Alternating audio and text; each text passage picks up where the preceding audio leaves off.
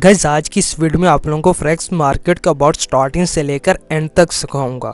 In fact आप लोगों को वो सारे पर्सनल सीक्रेट टिप्स और टेक्निक्स बताऊंगा जो मैंने अपने फॉरेक्स मार्केट के एक्सपीरियंस के दौरान लर्न किए। तो गाइस ये को थोड़ा सा लंबा हो सकता है, लेकिन आप लोगों ने बिल्कुल भी परेशान नहीं होना, क्योंकि मैं आप लोगों को इस चीज़ की गारंटी दे सकता हूँ कि अगर आप लोगों ने इस कोर्स को अच्छे से लर्न कर लिया, अच्छे से दे लिया, तो आप लोग फॉरेक्स ट्रेडिंग जो है ना एकदम परफेक्टली एंड टू एंड कर पाएंगे। तो गाइस बहुत कम लोगों को इस बात का आइडिया है कि फॉरेक्स एक्चुअल में है क्या, कैसे काम करता है, कैसे ऑपरेट करता है, ये कब बना था, कैसे हम लोग इसके थ्रू अर्निंग करते हैं। इनफैक्ट बहुत कम लोगों ने इस बात पर भी गौर किया होगा कि फॉरेक्स के इतने एड्स क्यों आते हैं। फेसबुक, इंस्टाग्राम जब भी हम ओपन करते हैं तो सामने फॉरेक्स का ऐड हमें शो हो रहा था, और नीचे कमेंट्स में अगर किसी ने रीड आउट किया होगा तो नीचे कमेंट्स में मोस्टली लोगों ने लिखा होता है कि मैंने इसके थ्रू 10 लाख अर्न किया, 20 लाख अर्न किया। ठीक है, तो गाइस कुछ मेरे जैसे लोग तब बहुत हैरान होते हैं, परेशान होते हैं कि यार कैसे एक बंदा एक दिन में 10 लाख रुपए अर्न कर सकता है, कैसे 20 लाख रुपए अर्न कर सकता है। तो गाइस ये बिल्कुल पॉसिबल है कि आप लोगों को इसके थ्रू 10 लाख या 20 लाख भी अर्न कर सकते हैं। इनफैक्ट आप लोग लाखों रुपए अर्न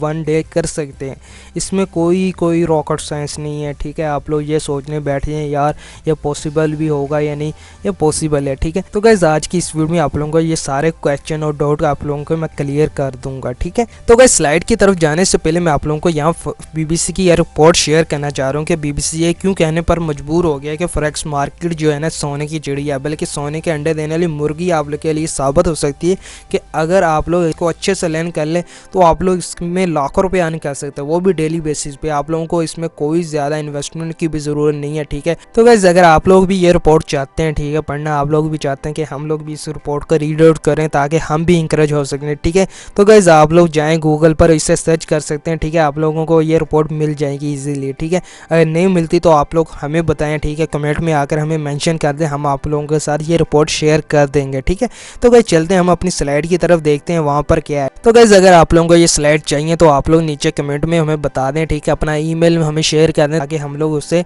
ये स्लाइड जो है ना फॉरवर्ड कर दें। ठीक है, तो गाइस देख सकते हैं जैसे कि हमारा जो पहला ही पॉइंट है वो लिखा हुआ है व्हाट इज़ फॉरेक्स। ठीक है, जैसे मैंने आप लोगों को पहले ही बताया कि बहुत कम लोगों को इस बात का आइडिया है कि फॉरेक्स एक्चुअल में है क्या। ठीक है, इसमें आप लोगों को मैं कंप्लीट इसका इंट्रो दूंगा कि फॉरेक्स एक्चुअल में है क्या और ये कैसे ऑपरेट करता है। ठीक है, आप नीचे देख सकते हैं कि सबसे पहले मैंने लिखा हुआ फॉरेक्स का जो स्टैंड फॉर है। ठीक है, फॉरेक्स स्टैंड फॉर है फॉरेन एक्सचेंज। तो गाइस फॉरेन एक्सचेंज का वर्ड सुनते ही आप लोगों के माइंड में आया तो होगा कि यार जिस तरह हमारी स्टॉक एक्सचेंज, तो जी हाँ बिल्कुल ये भी वैसी ही मार्केट है। ठीक है, स्टॉक एक्सचेंज की तरह ही वर्क करता है, मगर इसमें थोड़ा सा डिफरेंस है।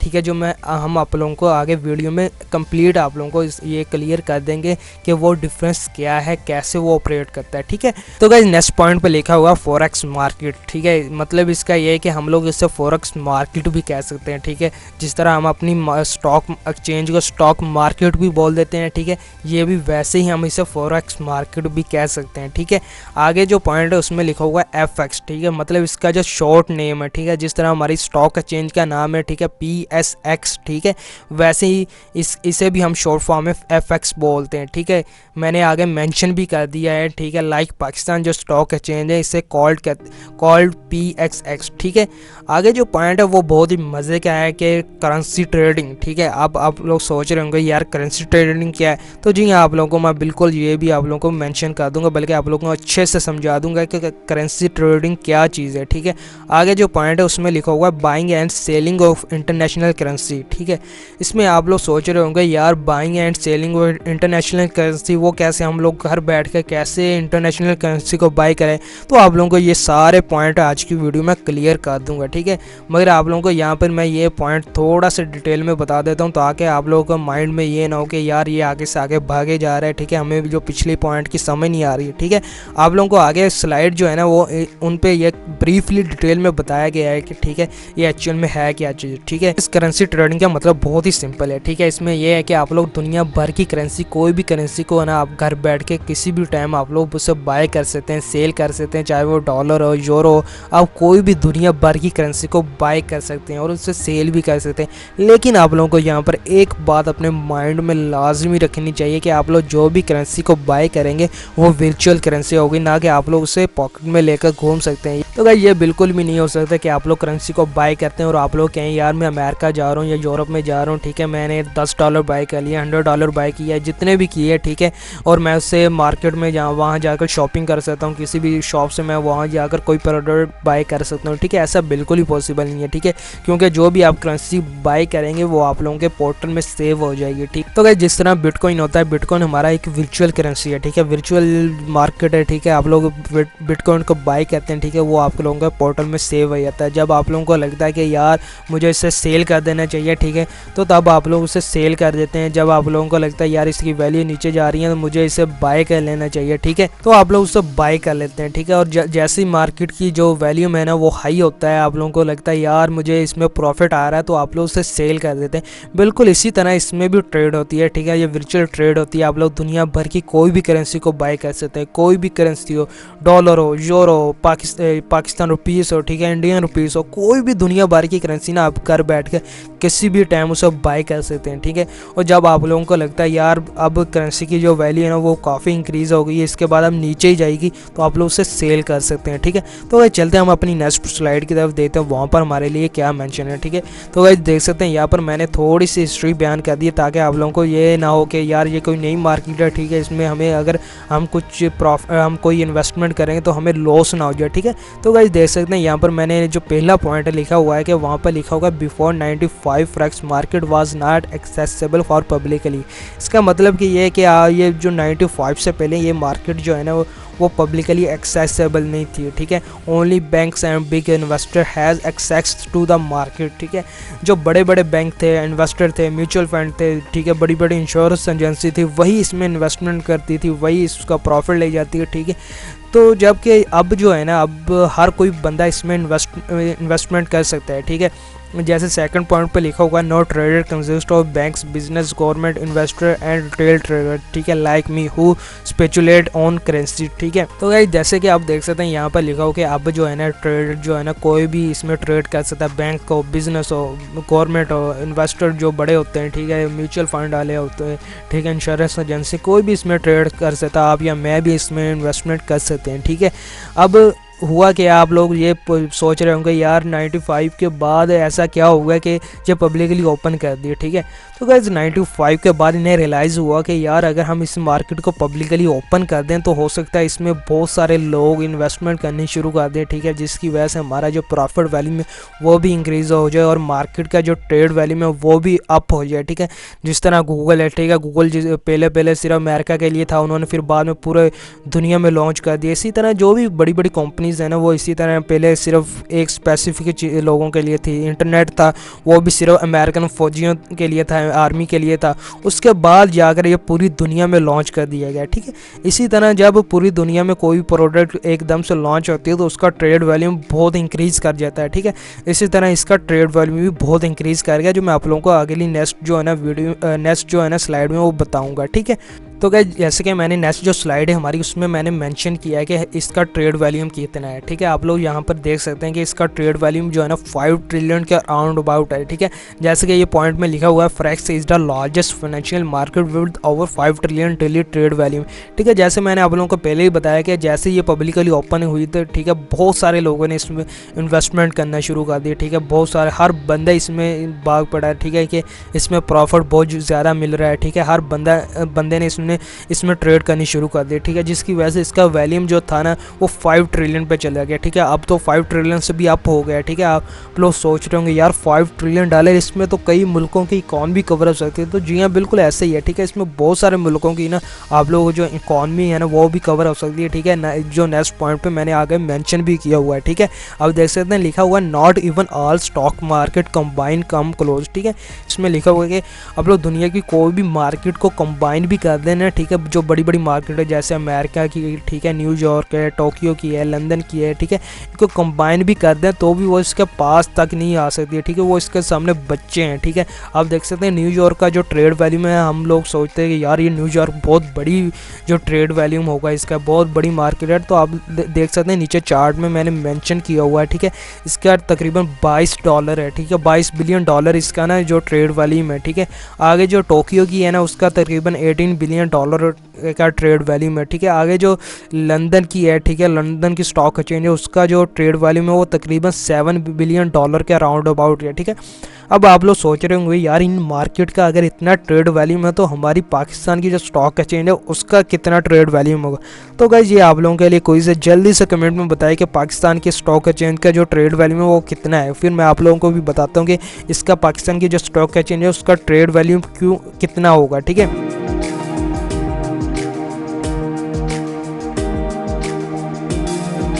तो गाइस जो हमारी स्टॉक एक्सचेंज है, कराची स्टॉक एक्सचेंज भी उससे पहले बोलते थे, उसका जो ट्रेड वैल्यूम है वो तकरीबन $75 मिलियन के अराउंड अबाउट का ट्रेड वैल्यूम है, ठीक है। अब लोग सोच रहे होंगे यार सिर्फ $75 मिलियन और जहां पर $5 ट्रिलियन की ट्रेड हो रही है।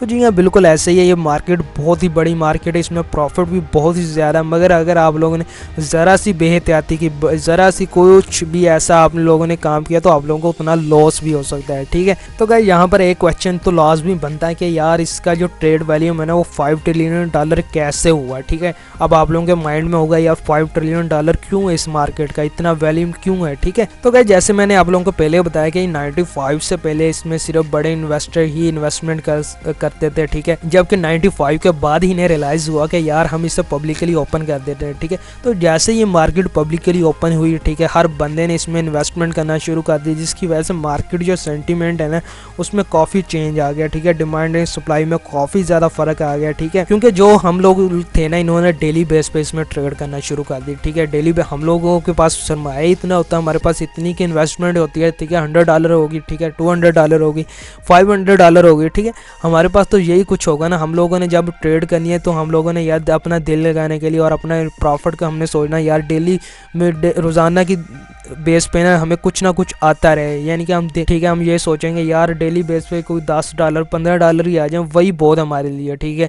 तो गाइस हम लोगों ने डेली बेस पे जब ट्रेड करना शुरू की ना, ठीक है, तो ये इस मार्केट में जो अप एंड डाउन है ना वो स्पीड से अप, यानी कि उसमें मार्केट जो सेंटीमेंट है वो बहुत ज़्यादा स्पीड के साथ चेंज होना शुरू हो गए, ठीक है। जबकि जो बड़े इन्वेस्टर है ना, ठीक है, उनका जो ट्रेड वैल्यूम है वो एक लॉन्ग पीरियड के लिए होता है। उन्होंने आज कोई चीज़ बाय कर ली, आज कोई करेंसी को बाय कर लिया, उसे उन्होंने लॉन्ग पीरियड के लिए अपने पास होल्ड कर लेना होता है, ठीक है। फॉर एग्जांपल 10 दिन के लिए होल्ड कर लिया, 20 दिन के लिए होल्ड कर लिया, ठीक है। अब आप लोग सोच रहे हैं सिर्फ 10-20 दिन के, तो गाइस भी आप लोगों को एक एग्जांपल के तौर में बता रहा हूँ, ठीक है। मुख्तलिफ इन्वेस्टर जो होते हैं उनका अपना हिसाब होता है कि वो कितने दिन के लिए इसे अपने पास होल्ड करें, ठीक है। तो गाइस इन्होंने अपने पास तब तक होल्ड करना होता है जब तक इन्हें ये आइडिया ना हो जाए कि मार्केट अप हो गई या डाउन हो गई, या मार्केट वैल्यूम इंक्रीज़ होगा या डिक्रीज़ होगा, ठीक है। क्योंकि इन लोगों के मुख्तलिफ जो ब्रांड्स होते हैं, ठीक है, बैंक्स होते हैं, इन्वेस्टर होते हैं, डिफरेंट कंपनीज होती हैं, उनके साथ लिंक होते हैं, ठीक है। तो जब भी कोई बैंक या इन्वेस्टर अपने शेयर को सेल कर रहा होता है, ठीक है, तो इन्हें अपने सोर्सेज की बेस पे इन्हें ये पता चल जाता है कि बड़े इन्वेस्टर जो है ना अपने जो शेयर है ना वो सेल कर रहे हैं, ठीक है। तो ये अपने शेयर ना सेल करना छोड़ देते हैं या फिर उन्हें बाय करना छोड़ देते हैं, और जब मार्केट जो नीचे जाएगी तब ही ये लोग अपने जो शेयर ना बाय करते हैं ताकि इन्हें ज़्यादा से ज़्यादा प्रॉफिट गेट हो सके, ठीक है। तो गाइस आप लोग सोच रहे होंगे कि यार ये सारा प्रॉफिट तो यही ले जाते होंगे, ठीक है, क्योंकि ये बड़े इन्वेस्टर हैं, इन्हें आपस में लिंक होते हैं, जबकि हमारा तो किसी के साथ कोई लिंक नहीं है। हमें तो कोई बताने वाला नहीं हो सकता है कि कौन बताएगा कि यार ये लोग ना अपने जो शेयर ना सेल कर रहे हैं या बाय कर रहे हैं, ठीक है। तो हम लोग कैसे इसके थ्रू अर्निंग करेंगे, कैसे प्रॉफिट गेट करेंगे, ठीक है। तो गाइस मैं आप लोगों को बताता चलूँ कि मैं आप लोगों को वो सारे फैक्टर बताऊँगा, ठीक है, जिसकी बेस पे मार्केट अप एंड डाउन हो सकती है, ठीक है, मार्केट वैल्यूम इंक्रीज या डिक्रीज हो सकता है, ठीक है। तो आप लोगों ने बिल्कुल भी परेशानी होना, आप लोगों ने वो सारे सारे फैक्टर एक दफ़ा देख लेने, ठीक है। मैं आप लोगों को उस पर मुकम्मल वीडियो बनाऊंगा ताकि आप लोग ज़्यादा से ज़्यादा प्रॉफिट गेट कर सकें, ठीक है। हम लोग इस वीडियो में भी कुछ एक फैक्टर डिस्कस कर लेंगे, मगर फिलहाल चलते हैं हम अपनी नेक्स्ट स्लाइड की। तो गाइस नेक्स्ट पॉइंट बहुत ही इंपॉर्टेंट है आप लोगों के लिए, ठीक है, बल्कि मैं आप लोगों को मज़े का कहूँगा, ठीक है, क्योंकि बहुत सारे लोग ये सोच रहे होंगे यार मैं इसमें इन्वेस्टमेंट करूँ तो मेरे मुझसे तो यार टाइम ही नहीं मैनेज होगा, ठीक है। मैं 10 बजे से तो ऑफिस में आता हूँ। तो आप लोगों के लिए यहाँ एक खुशखबरी है, ठीक है, आप गुड न्यूज़ समझ लें, ठीक है। ये गुड न्यूज़ ऐसी है कि आप लोग इसमें किसी भी टाइम इन्वेस्टमेंट कर सकते हैं। आप 10 बजे से ऑफिस में से आते हैं, ठीक है, आप लोग घर बैठे आराम करें, खाना वगैरह खाएँ, ठीक है। उसके बाद आप लोग इस लैपटॉप अपना ओपन करें और शेयर को देखें, ठीक है। आप लोग उसे अगर बाय करना चाहते हैं तो बाय कर लें, सेल करना चाहें तो सेल कर सकते हैं, ठीक है। मैंने स्लाइड पे मेंशन भी किया हुआ है कि the forex market is open 24 hour a day, ठीक है, 5 days a week with the most important world trading centre, ठीक है। इसमें मेंशन है कि 24 आवर ये आप लोगों के लिए ओपन रहती है, ठीक है, और 5 डेज अ वीक। आप लोग सोच रहे हैं यार अगर 24 आवर ये ओपन रहती है तो 5 डेज अ वीक कैसे? तो गाइस ये यहाँ पर ना आप लोगों को वीकेंड भी मिलेगा, ठीक है। आज सैटरडे संडे आप लोगों को छुट्टी में मिलेगी, ठीक है, ताकि आप लोग कुछ जो पैसे आप लोगों ने अर्न किए वो अपने आप पर लगा भी सकें, आप लोग एंजॉय भी कर सकें, आप लोग घूम फिर भी सकें, अपनी जो सेहत है ना उसका भी ख्याल रख सकें। यही ना हो कि आप लोग बस पैसे ही कमाते रहें, आप लोगों का जो सारा फोकस है वो सिर्फ पैसों पर ही हो, ठीक है। तो गाइज आगे इसके कुछ सेंटर मेंशन है, ठीक है, जहाँ पर इनके जो सेंटर है ना वो लोकेट करते हैं, ठीक है। जो सबसे पहले हैं, ठीक है, वो लंदन है, न्यूयॉर्क है, टोक्यो है, ठीक है, हांगकॉन्ग है, ठीक है, सिंगापुर है, पेरिस है और सिडनी वगैरह है, ठीक है। यहाँ पर इसके जो ना जो सेंटर है ना वो यहाँ पर है, ठीक है। नीचे मैंने चार्ट भी मेंशन कर दिया कि किस टाइम पे क्या होता है, ठीक है, कौन से किस टाइम पे ओपन क्या होता है, ठीक है। तो क्या जैसे कि आप देख सकते हैं लंदन की अगर स्टॉक चेन, ठीक है, क्लोज होने लगती है तो न्यूयॉर्क की तब तक ओपन हो चुकी होती है, ठीक है। अगर न्यूयॉर्क की ओपन क्लोज होने लगती है, ठीक है, तो सिडनी की जो है वो ओपन हो जाती है। अगर सिडनी की, ठीक है, क्लोज होने लगती है तो टोक्यो की वहाँ पर ओपन हो जाती है, ठीक है। यानी कि जो सूरज है ना कहीं पर भी ग्रूव नहीं होता, हर तरफ दिन ही रहता है, ठीक है। कभी किसी भी टाइम आप लोग इसमें ट्रेड कर सकते हैं, किसी भी लम्हे आप लोग इसमें ट्रेड कर सकते हैं। आप लोगों के लिए जो 5 डेज है ना उनमें सूरज ग्रूव नहीं होगा, ठीक है। आप लोगों के पास अगर रात हो भी गई है पर वहाँ पर दिन ही होगा, ठीक है। आप लोग किसी भी टाइम किसी भी लम्हे इसमें ट्रेड कर सकते हैं। ये आप लोगों के लिए मेजर बेनिफिट है अगर आप लोग स्टूडेंट है या ऑफिस में जॉब करते हैं, ठीक है। और आप लोग कहते हैं मैं वहाँ पे फ्री नहीं हो सकता, ठीक है, मेरे पास रात को टाइम ही होता है 1-2 घंटे, तो आप लोग यहाँ पर वो अपने 1-2 घंटे इन्वेस्ट कर सकते हैं और आप इसके थ्रू अर्निंग कर सकते हैं, ठीक है। और अपनी पॉकेट मनी को मज़ीद इंक्रीज़ कर सकते हैं और अपने वो सारे ख्वाब पूरे कर सकते हैं जो आप लोगों ने सोचे होंगे। और आप लोग अपनी कम आमदनी, अपनी कम जो मनी है उसकी वजह से आप लोग उसे पूरे नहीं कर पा रहे हैं, ठीक है। अगर आप लोगों को ये मेरी बातों पर थोड़ा सा भी डाउट हो तो आप लोग BBC की वो रिपोर्ट पढ़ें जिसमें ये सारे सक्सेस स्टोरीज थी ना वो मेंशन थी, पाकिस्तानियों की सक्सेस स्टोरीज थी और मोस्टली गर्ल्स की थी कि गर्ल्स ने कैसे उसमें इन्वेस्टमेंट किया और कैसे उन्होंने लाखों रुपए अर्निंग की, ठीक है। तो गाइस नेक्स्ट पॉइंट हमारा बहुत ही इंपॉर्टेंट है, ठीक है। इसमें मैं आप लोगों को बताऊंगा कि आप लोग कैसे फॉरेक्स में ट्रेड कर सकते हैं, कैसे आप लोग इसमें इन्वेस्टमेंट करेंगे और कैसे आप लोग इसके थ्रू अर्न करेंगे, ठीक है। तो गाइस जैसे आप लोगों को स्लाइड पे भी नज़र आ रहा है कि हमारी स्लाइड पे लिखा हुआ है कि how we can trade in forex, ठीक है। इसमें आप लोगों को यही चीज़ मैं बताऊँगा कि आप लोग फॉरेक्स में कैसे ट्रेड करेंगे, ठीक है। तो गाइस जैसे कि आप देख सकते हैं हमारा जो पहला पॉइंट है उसमें लिखा हुआ है in forex we can trade one currency into another in pairs, ठीक है। हम लोग जो करेंसी को ट्रेड करते हैं ना वो पेयर वाइज करते हैं, इसमें डिफरेंट पेयर्स बने होते हैं जो मैं आप लोगों को बताऊंगा, ठीक है। फिलहाल हम लोग चलते हैं हमारे नेक्स्ट पॉइंट में, ठीक है। आप लोगों को थोड़ी सी मजीद इसकी अंडरस्टैंडिंग हो जाएगी, फिर हम लोग इसके करेंसी के पेयर को भी डिस्कस करेंगे, ठीक है। तो गाइस जैसे कि आप देख सकते हैं यहाँ पर लिखा हुआ है forex trading is the gas work, ठीक है, एग्जाम्पशन, ठीक है, स्पेकुलेट, ठीक है, on the price of one currency against an other, ठीक है। तो यहाँ पर मैंने कुछ सिनोनिम्स भी मेंशन किया ताकि आप लोगों को एक वर्ड की ना अच्छे से समझ आ सके, ठीक है, आप लोग इसे अच्छे से अंडरस्टैंड कर सकें कि यार एक्चुअल में है क्या चीज़। जैसे कि आप लोगों को पता है कि जो फॉरेक्स में हम ट्रेडिंग करते हैं वो गैस वर्क ही होता है। तो गाइस जब आप लोग सोच रहे होंगे कि गैस तो हम लोग बचपन से लगाते हैं, इसमें कौन सी बड़ी बात है, ठीक है। तो गाइस आप लोग यहाँ पर बिल्कुल भी ऐसा ना कीजिएगा, ठीक है, क्योंकि यहाँ पर बहुत बड़े बड़े मगरमच्छ भी आपको मिल जाएंगे, ठीक है। तो अगर आप लोगों ने ऐसा बिल्कुल किया, ठीक है, आप लोगों ने बिना वो फैक्टर जिसकी बेस पे मार्केट ट्रेड वैल्यू अप या डाउन होता है, ठीक है, उनको देखे बिना आप लोगों ने मगरमच्छों के मुँह में हाथ डाल दिया ना, ठीक है, तो आप लोगों को इसका लॉस हो सकता है, ठीक है। तो गाइस यहाँ पर आप लोगों ने गैस अपने तुक्के उस हिसाब से नहीं लगाने, मगर आप लोगों ने कुछ फैक्टर देखने हैं, ठीक है, उसके बाद आप लोग वहाँ यहाँ पर तुक्के लगा सकते हैं, ठीक है। वो जो फैक्टर क्या है, ठीक है, वो भी हम लोग डिस्कस करेंगे, मगर फ़िलहाल हम लोग थोड़ा सा इसको ना स्लाइड को देख लें, ठीक है, और लास्ट में हम लोग सारे फैक्टर को भी डिस्कस करेंगे और देखेंगे यार एक्चुअल में ये है क्या चीज़, ठीक है, और कैसे हम लोग इसमें अर्निंग कर सकते हैं इजीली, और कौन कौन से फैक्टर की बेस पे हमें लॉस हो सकता है, कौन से फैक्टर की बेस पे हमें प्रॉफिट भी हो सकता है, ठीक है। यहाँ पर आप लोगों को इतना तो समझ आ गया होगा कि हम जो ट्रेड करते हैं वो पेयर वाइज करते हैं, और दूसरा जो है ना हम लोग करेंसी पे गैस करते हैं, ठीक है। हम लोग देखते हैं कि कौन सी करेंसी को अप हो गई, कौन सी डाउन हो गई, ठीक है। थोड़ी सी आगे एक एग्जांपल के थ्रू भी आप लोगों को मैं समझाता हूँ कि एक्चुअल में ये है क्या चीज़, ठीक है। तो गाइस जैसे कि आप देख सकते हैं यहाँ पर मैंने एक एग्जाम्पल दी हुई है, ठीक है, जिसमें लिखा हुआ है if you think the euro is going to rise against the US dollar, ठीक है, you can buy the euro USD currency pair, ठीक है, low, and then hopefully sell it at higher price to make a profit, ठीक है। तो guys इसमें ये लिखा हुआ कि अगर आप लोगों को लगता है कि यार ये डॉलर है ना वो यूरो पे ना ज़्यादा हाई हो जाएगा, ठीक है, डॉलर ज़्यादा इंक्रीज़ करेगा कि यूरो जो है ना वो नीचे जाएगा, तो आप लोगों ने यूरो यूएसडी का ना लो जो है ना पेयर वो आप लोगों ने बाय कर लेना है, ठीक है। उससे जब आप लोगों को लगेगा यार ये इंक्रीज़ हो गया, ठीक है, और जैसे ही वो इंक्रीज़ हो आप लोग उसे सेल कर दे, सिंपल, आप लोगों को वो प्रॉफिट आपके अकाउंट में आ जाएगा। लेकिन आप लोग का सोच रहे होंगे यार अगर ये यूरो जो है ना वो अप हो जाए तो ऑफकोर्स आप लोगों को लॉस होगा, ठीक है। मैंने आगे स्लाइड पे भी मेंशन किया हुआ है कि of course if you buy the euro against the dollar, ठीक है, and the US dollar make stronger, ठीक है, build up, you will then be in a losing position, ठीक है। अगर यूरो जो है ना वो अप कर जाता है, ठीक है, यूएस की जो पेयर में, ठीक है, तो आप लोगों को लॉस होगा, ठीक है। थोड़ी सी आगे आप लोगों को एक और एग्जांपल देके मैं आप लोगों को समझाता हूँ ताकि आप लोग मज़ीद इसे अंडरस्टैंड कर सकें अच्छे से, ठीक है। तो गाइस जैसे कि आप देख सकते हैं यहाँ पर मैंने एक बहुत ही अच्छा एग्जांपल दिया है, ठीक है, वो भी रुपीस में, ताकि आप लोगों को अपनी वर्डिंग में इसे समझना आसान हो जाए, ठीक है। इधर मैंने एग्जांपल दी है कि $1 अगर 160 रुपये का हो तो $100 कितने के होंगे, ठीक है, 16,000 के होंगे, ठीक है। तो गाइस नीचे मैंने थोड़ा सा डिटेल में बता दिया है, ठीक है। अगर आप लोग जो $100 को बाय करते हैं 160 रुपये की प्राइस पे, ठीक है, तो आप लोगों को लगेंगे 16,000, ठीक है।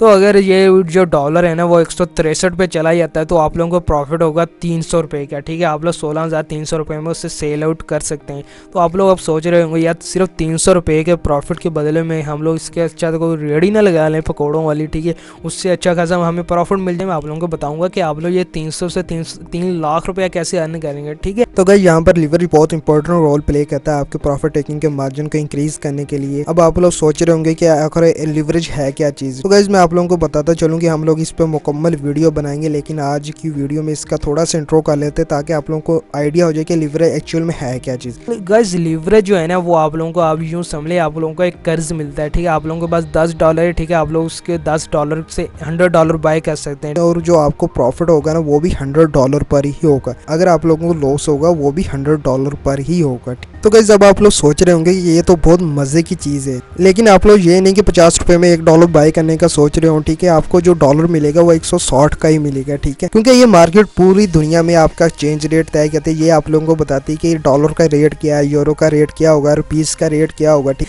कौन सी करेंसी अप होगी, कौन सी डाउन होगी। तो गाइस ये मार्केट जो है ना यही आप लोगों के जो करेंसी रेट जो है ना ये फिक्स करती है। ये आप लोगों के जो एक्सचेंज रेट है वही आइडेंटिफाई, ये मार्केट आइडेंटिफाई करती है कि कौन सी करेंसी का जो वैल्यू है ना एक्सचेंज रेट वो कितना होगा, ठीक है। तो अब आप लोग ज़्यादा सियाने बने कि यार मेरे पास 50 रुपये हैं, ठीक है, मैं इससे $1 बाई करता हूँ और यहाँ पर उसे 160 रुपये में कैश आउट करके उसे सेल कर देता हूँ, ठीक है। तो गाइस ऐसा बिल्कुल भी नहीं होगा। हाँ अगर आप लोगों के पास $10 है ना तो ठीक है आप लोग उससे $100 बाय कर सकते हैं, मगर वो आपके पोर्टल में होंगे, ठीक है। इसमें यह होगा कि अगर आप लोगों को जो प्रॉफिट होगा वो भी $100 पे होगा, अगर आप लोगों को लॉस होगा वो भी $100 पे होगा, ठीक है। अगर आप लोगों को लॉस होता है, ठीक है, तो वो आप लोगों के जो अकाउंट में से ना, ठीक है, वो $10 जो है ना वो आप लोगों को डिटेक्ट करेगा, ठीक है, आप लोगों के वो कॉल लेगा और आप लोगों का अकाउंट जो है ना फिर से 0 पोजीशन पे आ जाएगा, ठीक है। तो अब आप लोग सोच रहे होंगे यार इसमें तो लॉस भी होगा, ठीक है। तो गाइस जाहिर सी बात है ये मार्केट का एक ऐसा आइडिया, ठीक है, अगर एक बंदे को प्रॉफिट होगा तो दूसरे को लॉस होगा, ठीक है, लाजमी, क्योंकि अगर उससे लॉस होगा तभी आप लोग अर्न करेंगे, ठीक है। ये तो नहीं ना कि आप दोनों को प्रॉफिट हो जाए तो मार्केट में पैसा कहाँ से आएगा, ठीक है। तो इसमें यह होगा कि अगर उस बंदे का लॉस होता है, ठीक है, फॉर एग्जांपल मैंने डॉलर बाय किया है, ठीक है, आप लोगों ने यूरो बाय किया है, ठीक है, अगर डॉलर इंक्रीज़ होता है तो आप लोगों का जो यूरो है ना, आप लोगों का जो आप लोगों को लॉस होगा तो वो पैसे मेरी तरफ आ जाएंगे, अगर मुझे लॉस होगा तो पैसे मेरे जो हैं वो आपकी पॉकेट में चले जाएंगे, ठीक है। तो गाइज़ ये मार्केट इसी तरह चलती है, इसीलिए मैं आप लोगों को बोल रहा हूँ कि आप लोगों ने इस जो कोर्स को ना कंप्लीट देखना है, उसके बाद इस मार्केट में जाना है, ठीक है। उसके बाद ताकि आप लोगों को अगर लॉस हो तो वो कम से कम हो, ठीक है। आप लोगों को पता हो कि यार ये लीवरेज क्या है, ये पिप्स क्या है, ठीक है। ये सारे फैक्टर आप लोगों को पता हो, ठीक है। ये मार्केट के अप एंड डाउन क्या है, ठीक है, कैसे ट्रेड होती है, ठीक है, कैसे ये इंक्रीज़ होगी, कौन सी वजह होगी, कौन से रीज़न होंगे, कौन से फैक्टर होंगे जब ये मार्केट अप होगी, कौन से ऐसे फैक्टर होंगे जिनकी वजह से मार्केट जो है ना लो हो जाएगी, ठीक है।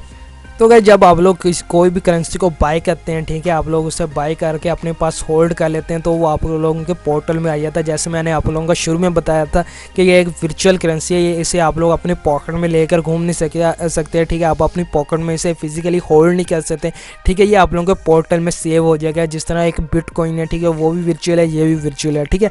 मेरा इसमें जो ट्रेड वैल्यू है वो बहुत ज़्यादा हाई है। तो गाइस इस स्लाइड में आप लोगों को मैं डिस्कस करूँगा इसके यूनिक करैक्टरिस्टिक्स, ठीक है, वो कौन सी है, ठीक है, कौन से मेजर बेनिफिट हो सकते हैं अगर आप लोग इस मार्केट में ट्रेड करते हैं, इस मार्केट में अपना बिजनेस लगाते हैं, ठीक है। तो सबसे पहला पॉइंट है इट्स ह्यूज ट्रेडिंग वैल्यूम। जिस तरह मैंने आप लोगों को बताया था कि इसका ट्रेड वैल्यूम बहुत ज़्यादा है, ठीक है, $5 ट्रिलियन से भी अबव हो चुका है, ठीक है, अभी तक, ठीक है। तो इसीलिए इस मार्केट को ये एज हासिल है, ठीक है, कि इसका जो ट्रेड वैल्यूम है वो सभी भी मार्केट से ज़्यादा है, ठीक है।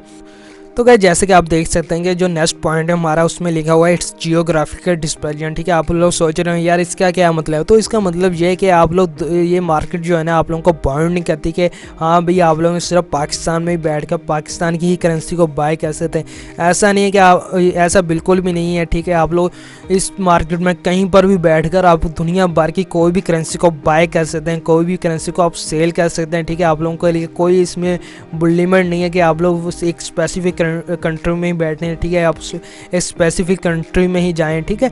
तो गाइस आप लोग दुनिया में कहीं पर भी ना तकरीबन 194 कंट्रीज़ को इसकी एक्सेस हासिल है, ठीक है, अभी तक जो मेरे इल्म है, ठीक है।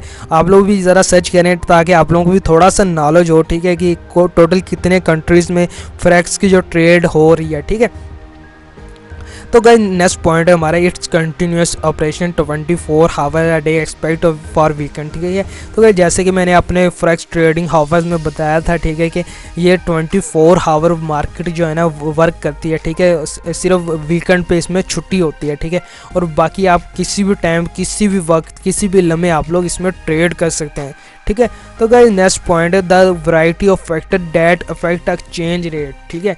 मैं आप लोगों को इसी में बता देता हूँ तो कि कौन कौन से फैक्टर हैं, ठीक है, जिनकी वजह से एक्सचेंज रेट है जो है ना अफेक्ट करता है, ठीक है।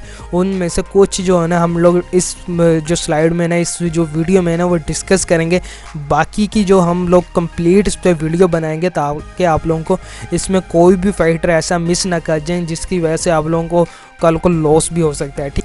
तो गाइस हम लोग अब डिस्कस करेंगे कुछ ऐसे फैक्टर जिनकी वजह से एक्सचेंज रेट जो है ना वो इफेक्ट करता है, जिसकी वजह से एक्सचेंज रेट कम हो जाता है या अप हो जाता है, ठीक है। तो गाइस वो कौन से फैक्टर है, ठीक है, अगर आप लोगों को अभी कोई आइडिया है कि वो कौन कौन से फैक्टर जिनकी वजह से एक्सचेंज रेट जो है ना फाइट करता है, तो आप लोग नीचे कमेंट में हमें बता सकते हैं, ठीक है, ताकि आप लोग अपने आप को हमें भी पता चले कि आप लोग इसमें कितना इंटरेस्ट ले रहे हैं, ठीक है, कितने इंटरेस्ट से ना इस वीडियो को देख रहे हैं, ठीक है।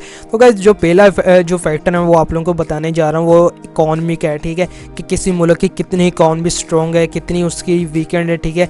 तो गाइस आप लोग सोच रहे होंगे यार इकॉनमी किस तरह इफेक्ट करती है, तो गाइस ये बहुत ही इफेक्ट करती है। जिस तरह हमें अभी कोरोना आया, ठीक है, कोरोना के दिनों में क्या हुआ कि जितने भी कंट्रीज थी ना उनकी करेंसी जो है ना वो नीचे जाने लगी, ठीक है, सभी करेंसी लो हुई, ठीक है। लेकिन डॉलर एक वाद करेंसी थी जिसमें लोगों ने इन्वेस्टमेंट किया, ठीक है, जिसमें लोगों ने अपना पैसा लगाया। क्यों लगाया? क्योंकि उन जो अमेरिका है ना उसकी जो इकॉनमी है ना वो स्ट्रॉन्ग है, ठीक है, तो लोगों ने उससे ज़्यादा वैल्यू दी बाकी करेंसी की निस्बत, ठीक है, क्योंकि उन्हें पता था कि अगर ये हमें लॉस होगा, ठीक, अगर करेंसी ज़रा सी कमज़ोर होगी, ठीक है, वो अमेरिका, ठीक है, वो एक सुपर पावर है, ठीक है, आज के दौर में उसकी इकॉनमी सबसे ज़्यादा हाई लेवल की है, ठीक है।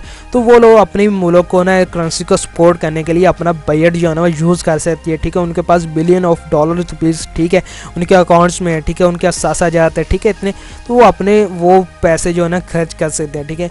तो सेकंड जो फैक्टर होता है, जो सेकंड फैक्टर है वो जीडीपी का होता है कि किसी मुल्क की जीडीपी कम हो रही है या ऊपर जा रही है, ठीक है, वो किस तरह तरह से ग्रोथ कर रही है, ठीक है।